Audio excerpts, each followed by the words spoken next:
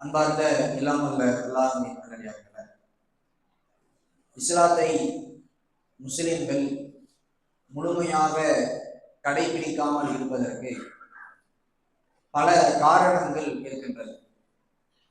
எல்லாரும் இஸ்லாத்தை ஏற்றிருப்பதாக, இஸ்லாமிய வாழ்வியல் படி நம்முடைய வாழ்நாளை கடத்தி கொண்டிருப்பதாக சொல்லிக் கொண்டாலும், சமூகத்தில் நான் ஒரு இஸ்லாமியன் என்று அடையாளப்படுத்திக் கொண்டாலும், இஸ்லாத்தின் சட்ட திட்டங்களை, இதனுடைய வரையறைகளை, இந்த மார்க்கம் எப்படியான விஷயங்களை செய்ய வேண்டும், எப்படி செய்யக்கூடாது என்று சொன்ன சட்ட திட்டங்களை எல்லாம் கடைபிடிக்கக்கூடிய நிலையில் பெரும்பாலான முஸ்லிம்கள் இல்லாமல் தான் இருக்கிறார்கள்.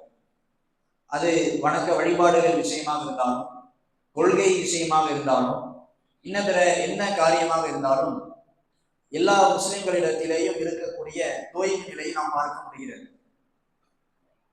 அதனால்தான் அல்லாஹ் தன் திருமறை குர்ஆனிலே முஸ்லிம்களை அழைத்து அல்லாஹ்வை நம்பிய, மறுமையை நம்பிக்கை கொண்ட, சொர்க்கத்திற்கு ஆசைப்படக்கூடிய, நரகத்திற்கு பயப்படக்கூடிய, இஸ்லாத்திலேயே இருக்கக்கூடியவர்களுக்கு அல்லாஹ் ஒரு கட்டளையை சொல்றான்.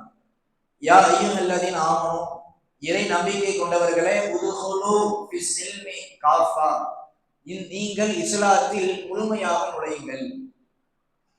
ஈமான் கொண்டவர்களை அழைத்து அல்லாஹ் சொல்லக்கூடிய வார்த்தை, நீ இஸ்லாத்துக்கு வந்துட்டீங்க, முழுசா வாங்க, முறையாக முழுமையாக கடைபிடிங்க அப்படின்னு அல்லாஹ் கட்டளையை சொல்கிறார். ஏன் இந்த கட்டளையை சொல்லணும்? இஸ்லாத்தை ஏற்று முஸ்லிம் என்று தங்களை அடையாளப்படுத்தி விட்டாலே முழுமையான இஸ்லாமியராக ஆகிவிட முடியுமா என்றால் அது கேள்விக்குறிதான். ஆனால் நம்முடைய இஸ்லாமிய மார்க்கத்துடைய சட்டத்திட்டங்கள் ரொம்ப கடினமானதா? ரொம்ப சட்டத்திட்டங்கள் கடுமையாக கடினமாக உள்ள மார்க்கமா அப்படின்னா கிடையாது. அத்தீனு யுஸ்ரும், இந்த மார்க்கம் எளிதானது. யார் இதை கடுமையாக ஆக்கிக் கொள்கிறாரோ அதுதான் அவரை மிகைத்துவிடும் என்று அல்லாஹ்வுடைய தூதர் சொல்றாங்க. இலகுவான மார்க்கம், குர்ஆன் சொன்னபடி வாழுங்கள், அல்லாஹ்வுடைய தூதர் சொன்னபடி வாழுங்கள் என்று சொல்லக்கூடிய மார்க்கம். அப்படிப்பட்ட இலகுவான மார்க்கத்தில் இருந்து கொண்டு மார்க்கத்தின் வழிமுறைகளை தாண்டி ஏராளமான விஷயங்கள் நம் மக்களுக்கு மத்தியில் ஊடுருவி விட்டது.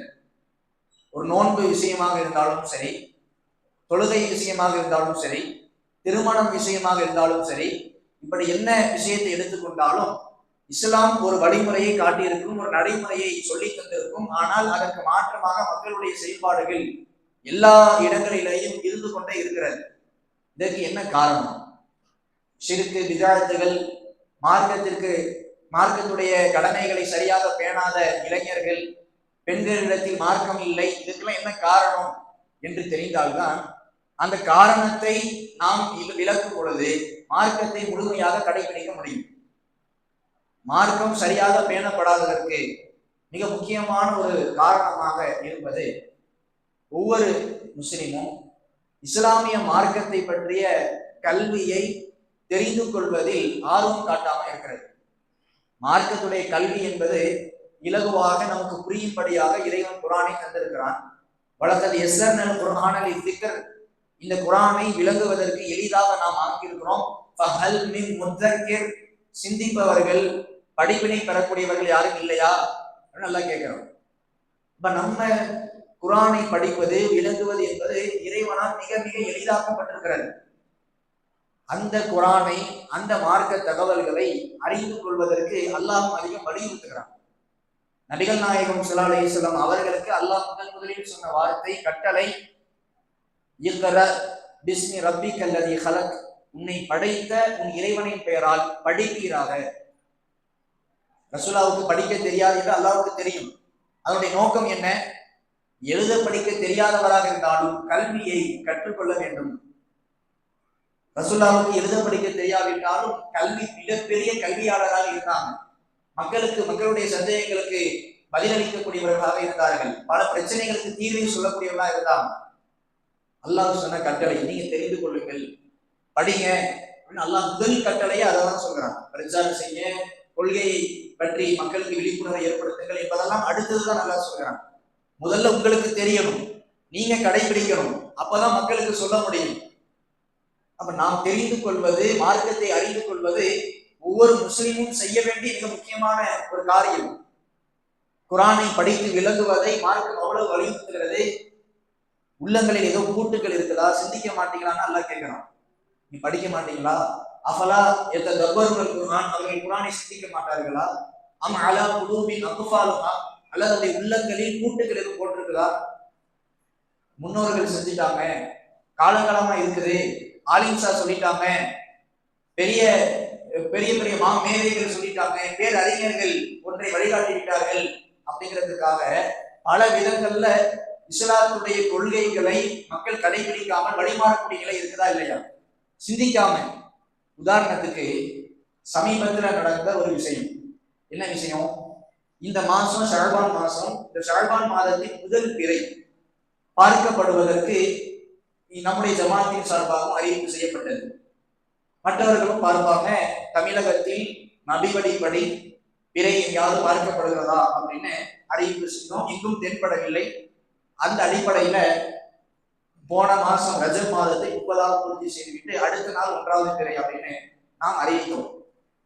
ஆனால் எப்போதும் வருடா வருடம் குழப்பம் செய்யக்கூடிய நிலையில மார்க்கத்துடைய சட்டத்தை கடைபிடிக்காமல் மக்களை தவறான வழியில் வழிநடத்தக்கூடிய நிலையில் தலைமை காஜி இருக்கிறார். அது எல்லாருக்கும் நமக்கு தெரிஞ்சது. அவருடைய கொள்கை என்னன்னா, தமிழகத்துல எங்கேயாவது பிறை தென்பட்டா அப்பதான் அந்த பிறை எடுத்துக்கணுங்கிறது தான் அவருடைய கொள்கையாக இருந்துட்டு இருந்துச்சு. அவருடைய முகநூல் பக்கத்திலாம் பார்த்தா அப்படிதான் இருக்குது. தமிழகத்துல எங்க தென்படலை அப்படின்னு போன மாசம் சொல்லியிருந்தார். அதுக்கு சில மாதங்கள தமிழகத்துல இந்த இடத்துல தென்பட்டுச்சு, அதெல்லாம் ஏற்றுக்கிறோம்னு சொன்னார். அது சரியான நிலைப்பாடு, அதை தான் நம்மளும் சொல்லிட்டு இருக்கணும். ஆனா இந்த மாசம் பிறையை தேர்ந்தெடுக்கும் பொழுது மக்களுக்கு அறிவிப்பு செய்யும்போது என்ன செஞ்சார் தெரியுமா? ஆந்திராவில் ஒரு இடத்துல பிறை தெரிஞ்சிருச்சு. ஷஅபான் மாசத்துடைய முதல் பிறை தமிழகத்துல எங்கேயும் தெரியல. அதனால ஆந்திராவுக்கு போயிட்டாரு. ஆந்திராவில் இந்த இடத்துல பிறை தெரிஞ்சிருச்சு, அதனால அதை வச்சு நம்ம ஷஅபான் 1 ஆரம்பிச்சுக்கலாம்.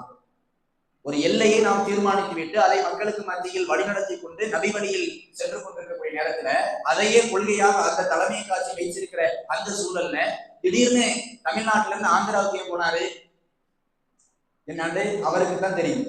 இதையும் நம்பி மக்கள் அதை ஏற்கிறாங்க. யோசிக்கணும்ல, அல்லாஹ் கேட்கிறாங்க, ஏன் சிந்திக்க மாட்டீங்களா? அஃபலா தஅக்கிலூன், நீங்க யோசிக்க மாட்டீங்களா? அவர் சொல்றது வேத வாக்கா? அவர் மார்க்கத்துடைய ஆதாரமா? இந்த ஜமாத்தா இருந்தாலும் வேற எந்த ஜமாத்தா இருந்தாலும் அவங்க சொல்றது அவங்க சொல்லக்கூடிய சொந்த கருத்துக்கள் மார்க்க ஆதாரம் ஆயிட முடியுமா? யாரு சொன்னாலும் எது சரி தவறுன்னு பிரித்தறியக்கூடிய அறிவை எல்லாம் தந்திருக்கிறாங்க. அதை நம்ம யாரும் பிரிச்சு அறியாம டவுன் காலேஜ்னா அப்படியே நடந்துப்போம். தௌஹீத் ஜமாத்காரங்க தான் குழப்பம் செய்வாங்க, எப்ப பார்த்தாலும் வருஷம் திரையில குழப்பம் செய்வாங்க அப்படின்னு மாட்டுவாங்க. உண்மையிலேயே மக்களை தவறாக வழி நடத்தி குழப்பத்தை விளைவிச்சு இப்ப யாரு? ஆந்திரால இருந்து பிறை எடுக்குது யாரு? இந்த மாசத்துக்கு ஏதோ ரமலான் மாசத்துக்கு மட்டும்தான் நம்ம எங்க எடுக்கிறோம் மக்களுக்கு தெரியும். அதனால சைலண்டா ரகசியமா ஆந்திரால இருந்து எடுத்துக்கலாம்னு எடுத்துட்டாரா? ஏன் மக்கள் சிந்திக்கல? சிந்திச்சு ஏன் கேள்வி கேட்கல? அவங்கள உள்ளவங்களையே மார்க்கத்தை கடைபிடிக்கணும் உறுதி இல்லை.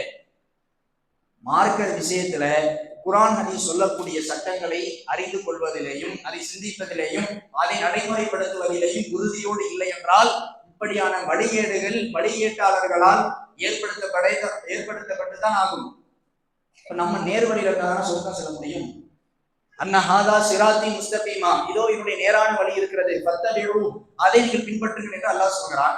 வலா தத்தபிஉ சுபுல, பல வழிகளை நீங்கள் பின்பற்றாதீர்கள் என்று அல்லாஹ் தடை விதிக்கிறான். அப்படி என்றால் என்ன விஷயமாக இருந்தாலும் நாம் மார்க்கத்துடைய சட்டத்திட்டப்படி நம்முடைய வணக்க வழிபாடு அமைச்சுக்கிறோமா? நம்ம செய்யறது சரியா? அல்லாஹ் சொன்னபடி செய்யறோமா? அல்லாஹ்வுடைய தூதர் சொன்னபடி நம்முடைய நடைமுறை வாழ்க்கை அமைகிறதா என்று நாம் யோசிக்க வேண்டும். அந்த யோசனை, அந்த தெளிவு, அந்த விழிப்புணர்வு தான் வழிகேட்டிலிருந்து நமக்கு நேர்வழியை பெற்றுத்தரும். நேர்வழி உறுதியோடு இருப்பதற்கு அதுதான் உதவும். அதனால்தான் இது மாதிரி சிந்திக்காதவர்களை பற்றி அல்லாஹ் கடுமையாக குர்ஆன்ல பேசுகிறார். சூரத்துல் ஆராஃப் என்ற 7வது அத்தியாயத்தின் 179வது வசனம் அல்லாஹ் பேசுகிறான்.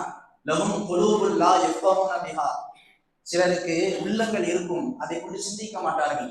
வலஹும் ஆதானுல் லா யஸ்மஊன பிஹா, சிலர்களுக்கு காதுகள் இருக்கும், அதை கொண்டு செவிமடுக்க மாட்டார்கள்.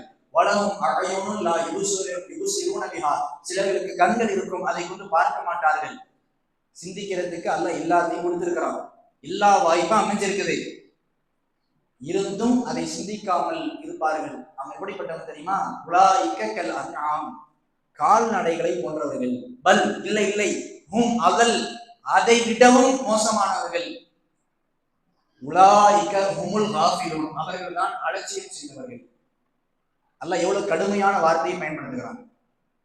குரானை சிந்திக்க மாட்டீங்களா, உள்ளங்களை கூட்டு இருக்குதான்னு பல கேள்விகள் பல குரான் வசனங்கள் இருக்குது. இந்த வசனத்தில் சிந்திக்கலன்னா, சிந்தனையோடு நம்முடைய கொள்கையை, நம்முடைய செயல்பாடை, நம்முடைய அன்றாட வாழ்க்கையை மார்க்கத்தின் அடிப்படையில் அமைத்துக் கொள்வதற்கு, எது சரி எது தவறு என்று தீர்மானிப்பதற்கு இறைவன் தந்திருக்கிற வேதத்தை, அல்லாஹ் கொடுத்திருக்கிற மார்க்கத்தை, இறைத்தூதர் வழிகாட்டிய அந்த வழிமுறைகளை சிந்தித்து சரியாக செயல்படலன்னா அவர்கள் உண்மையிலே அலட்சியவாதிகள், கால்நடைகளை விட மோசமானவர்கள் அல்லாஹ் சொல்கிறார்.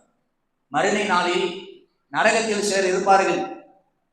அவர்களிடத்துல நரகத்தின் காவலாளி சில கேள்வி கேட்பார். நரகவாசி நரகத்துல இருப்பாங்க. இதா உல்கு ஃபீஹா சமிஉலஹா ஷஹீகம் வஹிய தஃபுர், கொதித்து கொண்டிருக்கக்கூடிய அந்த நரகத்தில் அவர்கள் போடப்படும் போது காலலஹும் ஹஸனதுஹா, அதனுடைய காவலாளி அவர்களிடத்தில் கேட்பாராம், அலம் யஅதிக்கும் நதீர், உங்களுக்கு எச்சரிக்கை செய்யக்கூடிய வரலையா, நபி வரலையா, இதுதான் சரி இதுதான் தப்பு, நீங்க இந்த தப்பை செஞ்சீங்கன்னா நரகத்துக்கு போயிடுவீங்கன்னு எச்சரிக்கை செய்யக்கூடிய இறைத்தூதர் வரலையா, உங்க சமூகத்துல யாரும் இதுதான் சத்தியம் என்று யாரும் பிரச்சாரம் செய்யலையா அப்படின்னு கேட்பாங்க.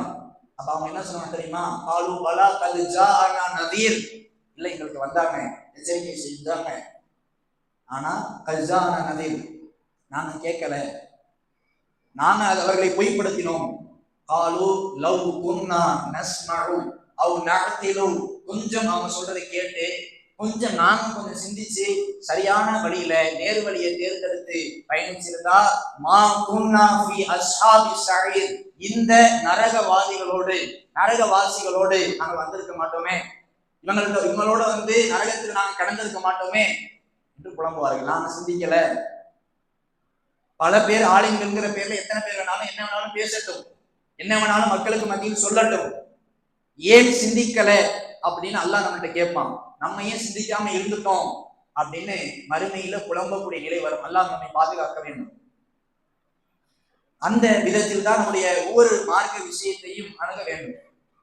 சில பேர் இந்த மாதிரியான சிந்தனை இல்லாத, மார்க்க அறிவு மார்க்க தெளிவு தங்களுக்கு மத்தியில் ஏற்படுத்திக் கொள்றதுக்கு அலட்சியம் காட்டுறாங்க. நமக்குலாம் அவ்வளவு மார்க்கம் தெரியாது, நம்மளாம் நிறைய குரானை படிக்கல, எது சரி எது தவறுன்னு பிரிச்சு அறிய முடியாது. ஒவ்வொரு ஆளும் ஒரு கொள்கையை சொல்லும் போது ஒரு ஆளு இதை செய்யணும் பாரு, ஒரு ஆள் செய்யக்கூடாது பாரு, தர்கா வழிபாடு உண்டு என்று ஒருத்தர் சொல்வார், இல்ல மாறு, மௌலிது உண்டு என்பார், இல்லை என்பார், இதெல்லாம் பிரிச்சு தெரிய முடியாது அப்படின்னு நம்ம சொல்ல முடியாது. ஏன் தெரியுமா, அல்லாஹ் நமக்கு அறிவை கொடுத்திருக்கிறான், அமானிதத்தை கொடுத்திருக்கிறான். எந்த உயிரினத்திற்கும் இல்லாத பகுத்தறிவை அல்லாஹ் மனித குலத்திற்கு கொடுத்திருக்கிறான். மலைக்கோ மரத்துக்கோ செடிக்கோ விலங்குக்கோ பறவைக்கோ இல்லாத ஒரு அமானிதத்தை இறைவன் பகுத்தறிவை கொடுத்திருக்கிறான். இன்னொரு இடத்தில் கூட அல்லாஹ் சொல்லும் பொழுது, உங்களுக்கு அல்லாஹ் தஆலல் இன்சான ஹீன மினத் தஹரி லம் யகுன் ஷைஅன் மஸ்கூரா இன்னா கலக்னல் இன்சான மின் நுத்ஃபத்தின் அம்ஷாஜின் ஃபஜஅல்நாஹு ஸமீஅன் பஸீரா, மனுஷனை படைச்சி அவனுக்கு காதுகளை பார்வைகளை ஏற்படுத்தினோம், பெரிய ஒரு நாள் வருகிறது என்று அவருக்கு தெரியாதா, அந்த செய்தி வந்துச்சா அப்படின்னு அல்லாஹ் கேட்டுட்டு அவர்களுக்கு 2 பாதைகளை காட்டியிருக்கிறோம் அப்படிங்கிற வசனத்தை அல்லாஹ் சொல்கிறான். 2 பாதைகள்னா இது சரி இது தப்பு அப்படிங்கிற பாதையை மனுஷனுக்கு நான் இயல்பாகவே அமைத்து விட்டேன். 2 பாதைகள் இருக்கிறது என்று இறைவனே நமக்கு காட்டிவிட்டதாக சொல்லி காட்டுகிறான். பாதையை இறைவன் இதுதான் சரி இதுதான் தருன்னு காட்டினது மட்டும் இல்லாம இன்னொரு வசனத்தில் சொல்லும் பொழுது, வனஃப்ஸின் வமா ஸவ்வாஹா, மனிதனின் உள்ளத்தின் மீதும் அதை சீர்படுத்தியதன் மீதும் சத்தியமாக, ஃபஅல்ஹமஹா ஃபுஜூரஹா வ தக்வாஹா, அந்த உள்ளத்தில் சரியையும் பாவத்தை பற்றியும் தக்வாவை பற்றியும் நாம் பதித்திருக்கிறோம் என்கிறான். 2 வழி, இது சரி இது தப்புன்னு எல்லா மனுஷனுக்கும் அல்லாஹ் பகுத்தறிவை ஏற்படுத்தி இருக்கிறான். அதே மாதிரி உள்ளத்திலேயும் இது பாவம் இது சரி இது நன்மை இது தீமை என்று தெரியக்கூடிய விஷயத்தை ஏற்படுத்தி இருக்கிறான். அதை தான் நம்ம கடைபிடிக்கணும். திருடுறது சரியா தப்பான்னு கேட்டா என்ன சொல்லுவோம்? முஸ்லிம்கள் மட்டும் இல்லை, எல்லா மனிதர்களிடத்திலையும் கேட்டா யாராவது சொல்லி கொடுத்தாங்களே திருடுறது தப்பு அப்படின்னு. இயல்பாகவே திருடுவது தவறு, பிறருக்கு ஏமாற்றுவது தவறுன்னு இயல்பாகவே இறைவன் இது மாதிரியான தவறுகளை தவறு என்றும் சரியானதை சரியானதை ஏற்படுத்தி இருக்கிறான். எதை கடைபிடிக்கிறோம்? தெரியுது, தெரிஞ்சு மோசடி செய்யறானா இல்லையா?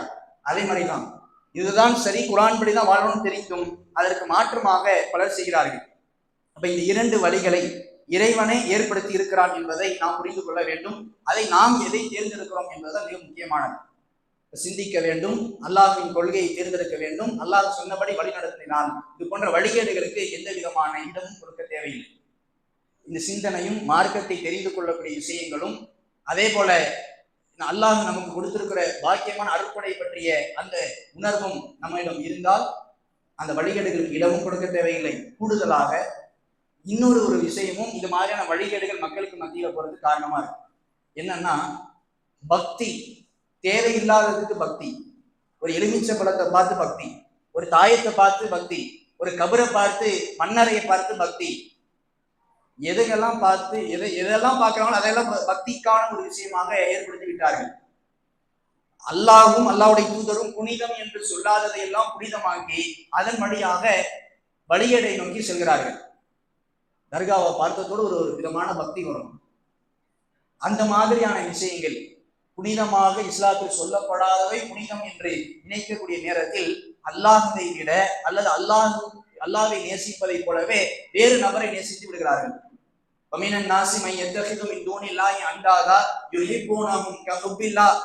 மக்களில் சிலர் இருக்கிறாங்க, அவங்க சில இணை கடவுள்களை ஏற்படுத்துகிறாங்க. அவங்க அல்லாஹ்வை நேசிப்பதை போல இன்னொருவரை நேசிக்கிறாங்க, இன்னொரு கடவுளை நேசிக்கிறாங்க. அல்லாஹ்வை மட்டும் வணங்குங்கள் அப்படின்னு சொன்னா அப்படியே உள்ளெல்லாம் ஏற்றுக்கொள்ள மாட்டேங்கிறது. இஸ்மா அஸ்ஸத் குலூபுல்லதீன லா யுமினூன பில் ஆகிரா, மறுமை நம்பாதவர்கள் உள்ளவங்க அப்படியே சுருங்கிறது. அல்லாஹ் மட்டும் நம்பணுமா, அல்லாஹ் மட்டும் நினைவு கொள்ளணுமான்னு. அல்லாஹ்வோடு சேர்த்து முஹைதீன், அப்துல் காதர் ஜெயிலானி, ஷாவுல் ஹமீது பாதுஷா இப்படின்னு யார் அவங்க மகத்துவமா நினைக்கிறாங்களோ, இஸ்லாம் மகத்துவப்படுத்தாத, இஸ்லாம் புனிதமாக்காத மற்றவர்களை புனிதமாக்கும் போது அதை ஏத்துக்கிறாங்க. அல்லாஹ்வை நேசிக்கிற மாதிரி இன்னொரு ஆளை நேசிக்கிறாங்க, அவர்களுக்கு கடும் வேதனை இருக்குதுன்னு அல்லாஹ் சொல்றாங்க. நேசம் என்பது அல்லாஹ்வை நேசிக்க வேண்டும், அல்லாஹ் சொன்ன மார்க்கத்தை வழிமுறையை நேசிக்க வேண்டும், அதை விட வேறு எதுவும் பெரிதில்லை என்பதில் உறுதியாக இருக்க வேண்டும். அப்போதுதான் சரியான கொள்கையில் நிலைத்திருக்க முடியும். அப்ப அந்த விஷயத்துல சரியாக இருந்தாலும் வழிகேடுகளுக்கு இடம் கொடுக்காமல் நாம் நகர முடியும். முன்னோர்கள் மீதான பற்று அதுவும் இந்த வழிகேடுகளுக்கான காரணமா இருக்கு. எதை கேட்டாலும் காலங்காலமா நடக்குது குரான்ல இருக்கா, இல்ல காலங்காலமா நடக்குது. மௌலூது குரான்ல சொல்லப்பட்டிருக்கா, இல்ல காலங்காலமா நடக்குது. அப்படிதான் எல்லாமே காலங்காலமான எத்தனை காலமா, சில 100 வருடங்களாக ஏதாவது நடந்தால் கூட அதை அப்படியே தொடர்ந்து செய்கிறார்கள். அதை விடக்கூடாது, அது விட்ட பெரும்பாவங்கிற மாதிரி பெரிய கௌரவ குறைச்சலாக பார்க்கிறார்கள். இந்த நிலைமைக்காக அல்லாஹ் சொல்லக்கூடிய வார்த்தை என்ன தெரியுமா? இதா கீலலஹும் முத்தபிஉ மா அன்ஸலல்லாஹ், அல்லாஹ் அருளியதை நீங்கள் பின்பற்றுங்கள் என்று அவர்களுக்கு சொல்லப்பட்டால், ஆலு பல் நத்தபிஉ மா அல்ஃபைனா அலைஹி ஆபானா, உங்களுடைய முன்னோர்களை எதில் கண்டோமோ அதெல்லாம் நாங்க பின்பற்றோம்னு சொல்றாங்க அப்படின்னு சில பேர் சொல்றாங்க. அவ்வளவு கான ஆபாவும் நான் யாக்கிலூன ஷைஅன் வலா யஹ்ததுன், அவருடைய முன்னோர்கள் எதையும் அறியாமல் நேரடி பெறாமல் இருந்தாலும் அதை தான் பின்பற்றுவார்களா? அல்லாஹ்வுடைய வழியை நீங்க பின்பற்றுங்கிறது அல்லாஹ்வுடைய கட்டளை. முன்னோர்கள் எவ்வளவு பெரிய மாமேதைகளாக இருந்தாலும், பேரறிஞர்களாக இருந்தாலும், பெரிய செல்வாக்கு மிக்கவர்களாக வாழ்ந்து மௌத்தா போயிருந்தாலும் அவர்களை பின்பற்றது இஸ்லாம் இல்லை. இதை சரியா புரிஞ்சிருந்தா வழிகேடுகள் வருமா? எதற்கு எடுத்தாலும் அங்க நடக்குது, இப்படி நடந்துச்சு, அப்படிதான் அவ்வளவு வருஷமா நடந்துச்சுங்கிற வார்த்தை வருமா? அப்படி இந்த வார்த்தையை இந்த குர்ஆன் வசனத்திற்கு முரணானது, பாவமான வார்த்தை என்பதை புரிந்தால் இந்த வழிகேடுகள் ஏற்படுமா? இப்ப நம்ம முன்னோர்கள் மீதான பற்றை விட அல்லாஹ்வின் மீதான பற்று மிகப்பெரியது என்று மக்களுக்கு புரிய வைக்க வேண்டிய கடமையில் கட்டாயத்தில் இருக்கிறோம். அதே மாதிரி மறுமை நாளில் சிலருடைய முகங்களை எல்லாம் புரட்டும் பொழுது, யௌமத்து பல்லவு உஜூஹும் ஃபின்னார், அவருடைய முகங்களை அல்லாஹ் நரகத்தில் போட்டு புரட்டும் பொழுது, யகூலுன யா லைத்தனா அத்தஅனா அல்லாஹ் வ அத்தஅனா ரசூலா, நாங்கள் அல்லாஹ்வுக்கும் அவன் தூதருக்கும் கட்டுப்பட்டிருக்கலாமே என்று புலம்புவார்கள். நாங்கள் எங்களுடைய பெரியார்களுக்கும் எங்களுடைய தலைவர்களுக்கும் கட்டுப்பட்டு விட்டோம், எங்களை வழி எடுத்து விட்டாருன்னு அவங்க புலம்புவாங்க. அதை விட்டுருவானா? அவங்க வழி எடுத்தாங்கன்னா நீ அந்த பக்கம் போன நல்லா கேட்கும். அவங்க தவறான பாதையை சொல்றாங்கன்னா நீ பிரிச்சறியல, நீ சிந்திக்கல என்ற கேள்வி வரும். முன்னோர்கள் மீதான பற்றி அல்லாஹ்வை நேசிப்பதை போல இன்னொருவரை நேசிக்கக்கூடிய விஷயம் எல்லாம் பல விதமான வழிகேடுகளுக்கு நம்முடைய சமூகத்தை இழுத்து சென்று விடுகிறது. அபு தாலிப் அவர்கள் அல்லாஹ்வுடைய தூதருடைய தந்தையின் சகோதரர். அவர்கள் அல்லாஹ்வுடைய தூதருக்கு முழுவதுமாக உறுதுணையாக இருந்தாங்க காலம் முழுக்க. ஆனா அவங்க இஸ்லாத்தை ஏத்துக்கல. அவங்களுடைய கடைசி நேரத்துல ரசூலுல்லாஹ் அவங்க மரண தருவாயில இருக்கும்போது அல்லாஹ்வுடைய தூதர் நபிகள் நாயகம் ஸல்லல்லாஹு அலைஹி வஸல்லம் போய் என்னுடைய பெரிய தந்தையே இப்பயாவது லா இலாஹா இல்லல்லாஹ்னு சொல்லி இஸ்லாத்துக்கு ஏத்துங்கன்னு சொன்னாங்க. அந்த சத்தியத்தின் பக்கம் வாங்கன்னு அழைச்சாங்க. ஆனா அவங்க சத்தியத்துக்கு வராம பின்வாங்கினதுக்கு என்ன காரணம் தெரியுமா?